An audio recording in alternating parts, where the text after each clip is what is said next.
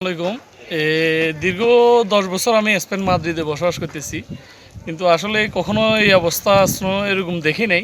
এর ভিতরে আমরা মাদ্রিদের বাইরে গেছি এটা দেখার জন্য, কিন্তু এই অবস্থা গত 3 দিন যাবৎ, জানি না আরও কয়দিন থাকে, কিন্তু খুব অবস্থা খারাপ। জনজীবন খুব অস্বস্তিকর অবস্থার ভিতরে আছে। এর ভিতরে একটা ছোটোখাটো ব্যবসা বাণিজ্য আছে আমাদের, এগুলো সব কিছু বন্ধ, সব কিছুই বন্ধ আছে বর্তমানে। সবাই আমার জন্য দোয়া করবেন, আমরা যেন এই অবস্থা থেকে কেটে উঠতে পারি ইনশাল্লাহ।